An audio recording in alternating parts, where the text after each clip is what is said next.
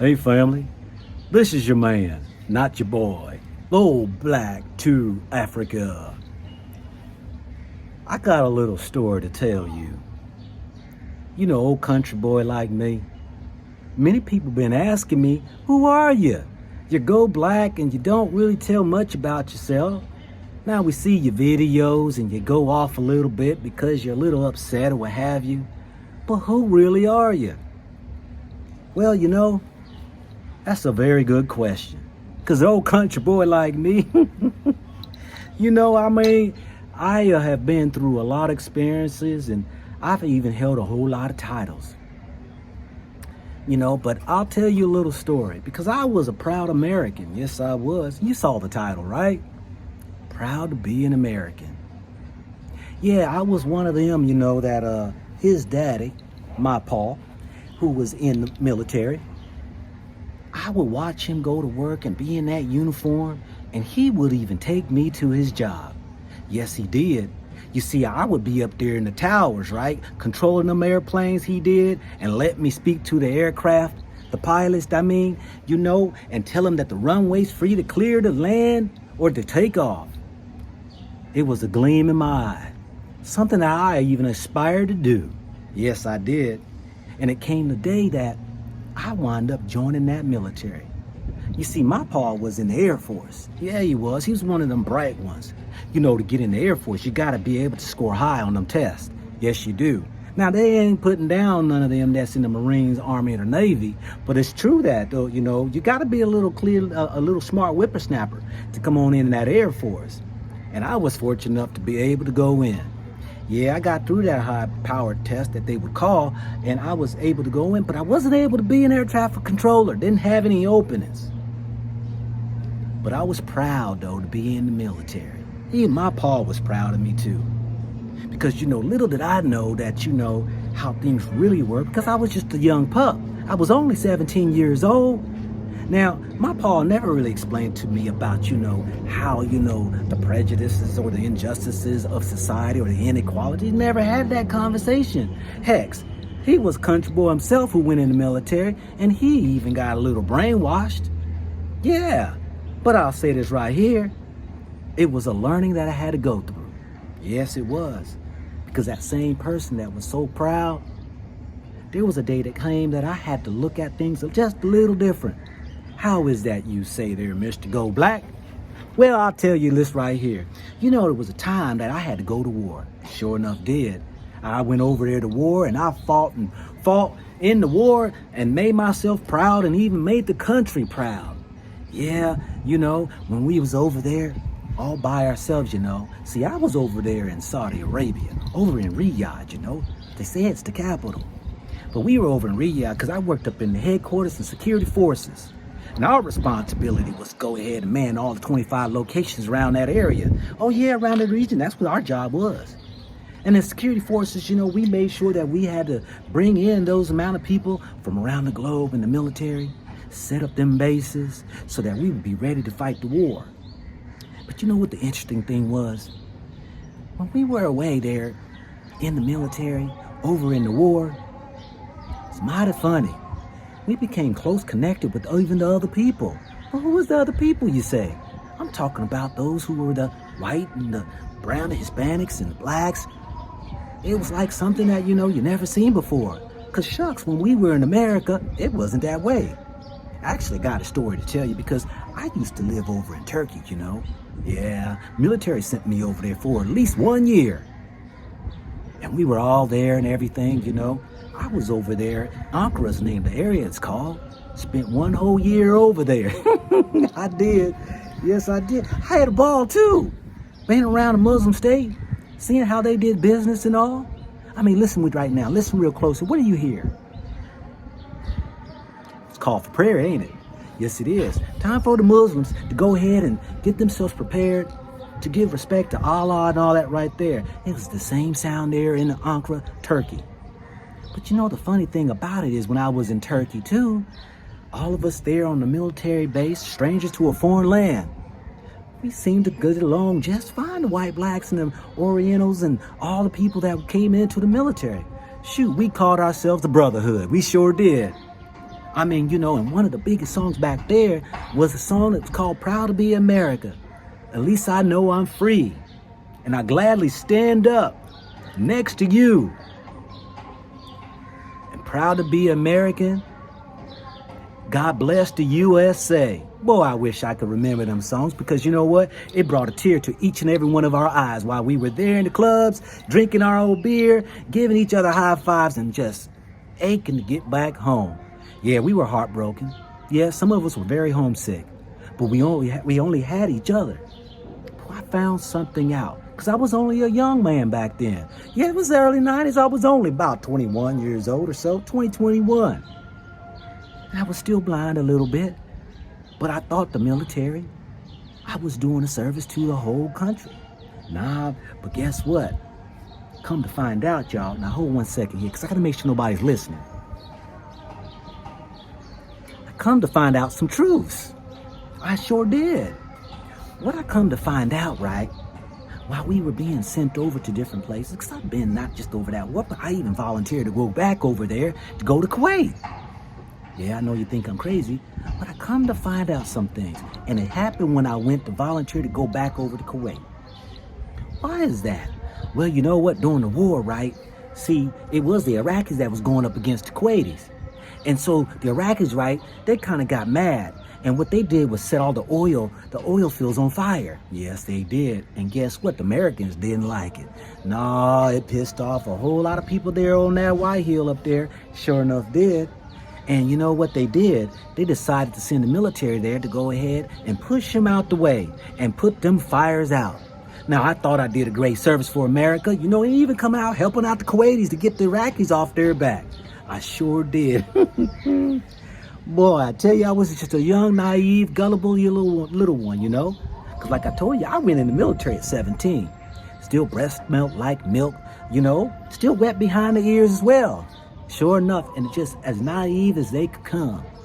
But as time went on, I began to learn the things. Yeah, because you know what? I was connected with some of them Army boys out there. Yeah, I know I called them boys, right? Because that's what we called each other back then. Because we were just young, little 18, 19-year-olds. And they started to share some of their stories with me, right? Oh, yes, they did. Yeah, they was telling us that, you know what? Their mission was only to be there to put the fires out the oil field. Well, yeah, they were caught up in the war and they pushed out Iraqis, but we didn't lose many people. But it was the fires that they wanted to extinguish. And then guess what? And then time went on and we heard from our brothers out there that was in the Army and the Marines who was serving a little time over there in Afghanistan. They came back reporting that they were just sent there to go ahead and protect the poppy fields. You know where the heroin comes from? Oh, yeah. It's a big epidemic in America, but it's big business though, right? I mean, you even know the pharmaceutical companies, right? The pain pills, where they get the so-called from the poppy seed, the heroin. Oh, yes. That's why they call it the names that they call it, right? Well, I mean, I don't claim to be a professional in the science business and all. No, I don't. But I do know and believe that my brothers and them was over there talking about they was protecting these poppy seeds and all. Yes, they were. And it's big business that is being traveled over here to America. Yes, it is. But a lot of people don't even understand it. And when you tell people, they say, no way. Oh, yes, way. We were put in harm's way, giving our lives up for oil and drugs. I know it's hard for you to believe. It broke my little heart. Sure enough did. Now, come on, y'all. I'm black. I'm go black to Africa, right? Not go black to America. I'm go black to Africa. But back then, I was a proud, patriotic American. I was. But guess what? My little ego or my little feelings and my emotions got a little bruised. It did. To find out that what we were really going on, so I started asking questions and I started doing research. And I tell you, it really hurt me to the core of my heart. It hurt me. Sure enough, lo and behold, it sure enough did. Well, I was just like a little baby crying in the wind. I couldn't stop the tears because I couldn't believe that something that I was so faithful to could let me down so bad. But that wasn't even the problem. The problem that I started to realize that when I came back from Turkey and even the war, where we were so connected together as brotherhood over there, you know, the blacks and the whites and browns and yellows. Well, seeing that when we got back to America, everybody went their separate ways. We didn't hang out with each other. Oh no, it was business as usual. Oh yes, I remember some of them old redneck hillbillies back then. Yeah, but you did have some good ones though too, so I can't be too hard on them. Because I also did run into some of the brothers that gave me a hard way as well, supervisors. But what I found out, family, I found out that, you know what? The whole facade of being fake over there when we was over in foreign lands was just a means for them and us to just to get on by and get along so that we can make it on back and go about our own regular business. Because the freedoms I was fighting for, family, wasn't necessarily for me. It was for them rich ones and the Europeans who are there in America who keep to hold on to the system that they created. And the system we know, right, is all against us. Now, when I say against us, I mean, you know, systems in place that we have to go through a lot of bureaucracy and red tape to be able to get to the level that where they are. Now, I know there are some saying I'm a little crazy. I know that. But here, I'm only speaking the truth. Now, when one comes to realization that you are still considered lower than, right? Lower than them. And that when you came back to America, away from the foreign lands, and they look at you like they never knew you. And this was the same guy that you was sitting there having a beer with. Oh yeah, you know, and you cried and talk about the old family and missing all that stuff right there. These were the ones who were doing all that. Depending on us as a means of, I guess, of hospitality or friendship, what have you. But coming back to the country that supposedly you were fighting for freedom, they didn't give a hill of beans about me. I still saw that I was at a disadvantage. So I had to ask myself some hard questions. I had to. Some really hard questions. What in the hell am I doing in this service if I daggone can't be treated like a human being?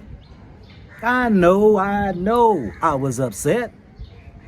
But lo and behold, you know, I was sitting about 17 years, 3 more years to go to get that retirement.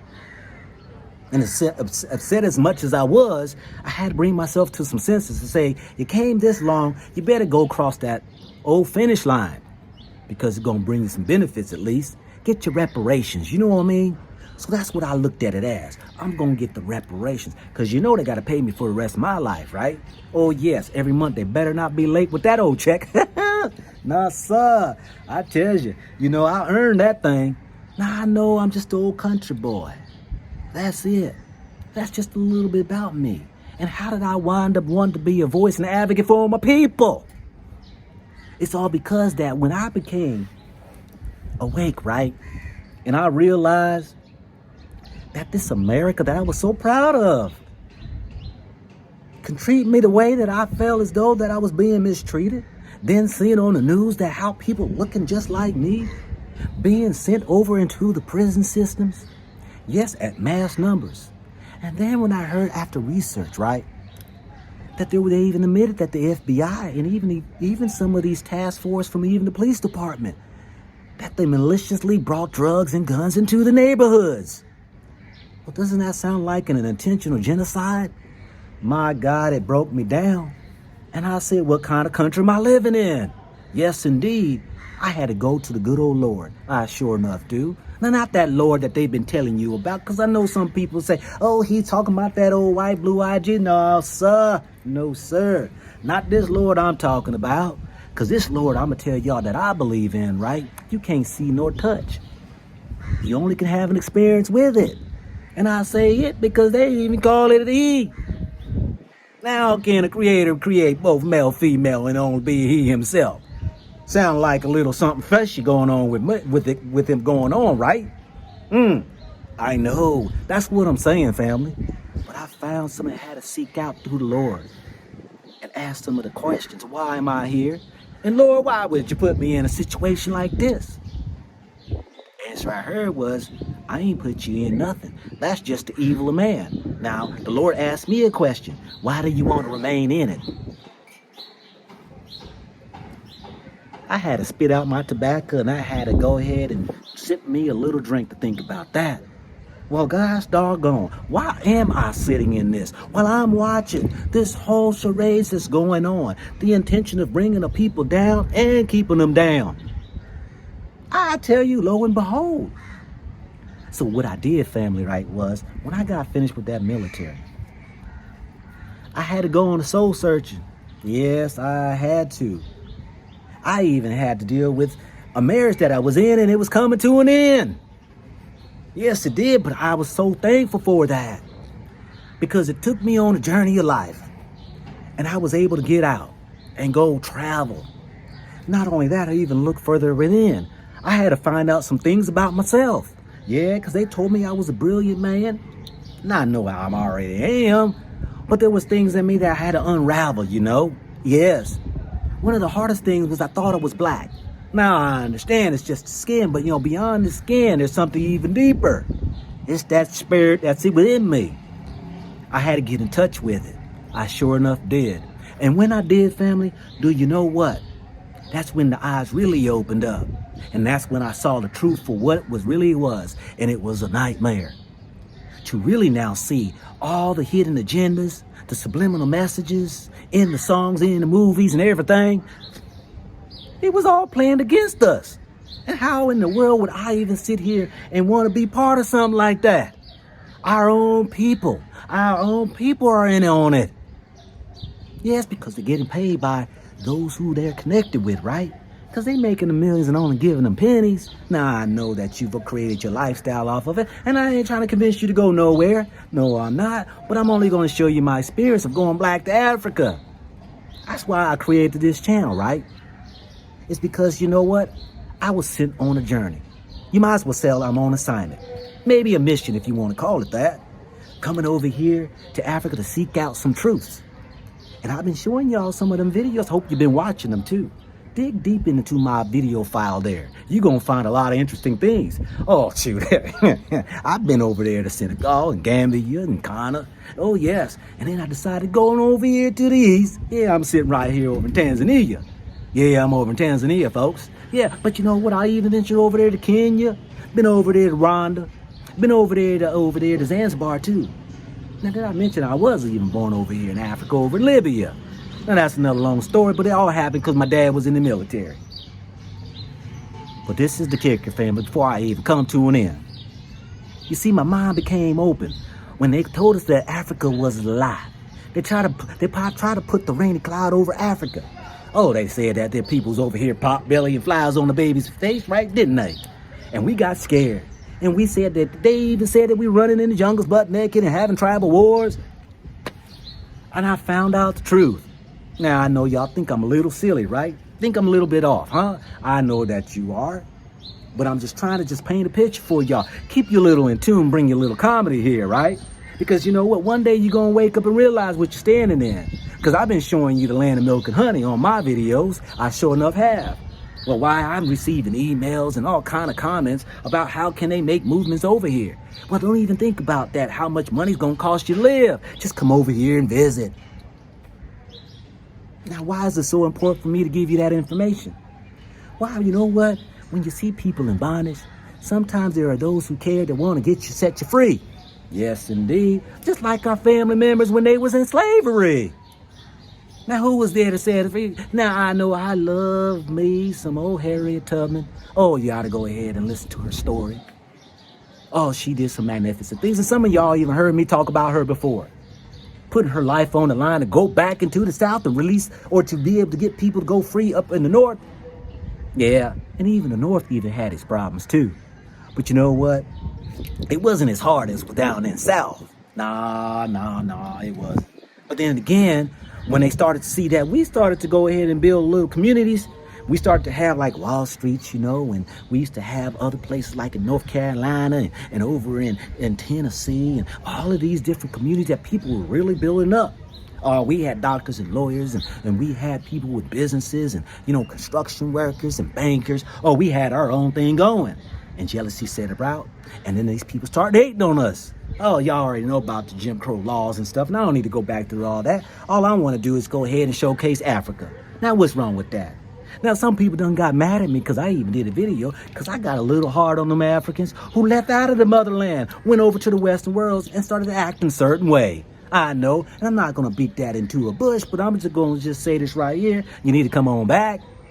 Why? It's the land of milk and honey. All the opportunities are sitting right here for you. So I'm going to sit here and just give you an invitation, all right? Now, if you like this right here, you go and give the thumbs up. If you don't like it right there, well, shoot, give me the thumbs down. I don't care either way. But all I do is watch what you doing. And when you watching the views, I see the views go up. So I love that each and every one of you all has spent your time listening to old Sarge, I'm going to call myself. The old Sarge, yeah. So when I said that I'm proud to be an American, them days ended way long time ago. No, I'm not proud to be an American. That at least I know I'm free. Would y'all please go look that song up, Proud to Be an American. Used to be one of my anthems. Oh, yes, it did. It used to tickle my fancy and had little tears coming out of my eyes. Now, I cringe when I hear that old song.